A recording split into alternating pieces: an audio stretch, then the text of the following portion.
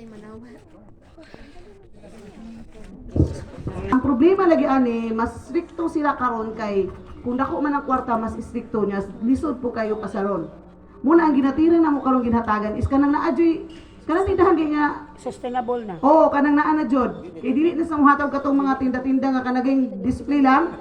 Kanang sa sklang dili sila kinahanglan na adyoy tindahan dili pud na pwede ning kanang tindahan na sulod sa balay kanang sa bintana. Inanam to kasagaran wala jud siya kapasar. Sayang lang kay 15,000. Nay nakadawat dili tulo ka buok. Pud nag-register. Si Dangkay, si Diego, pero mo graduate man pud si Dangkay. Apil siya karon. Na ami girekomenda nga 20 pud ka buok gipasan nako. Ang problema ng ato kung mo pasar. O dinag ko ang hatag pero bugat ang iyang kriteria. Nya ang kanang mo graduate na pud pohon. Na pud mo graduate January pahibalo na ko daan kay. Warag November naman ron maglisod na mi kay nagsigimig kuan karon.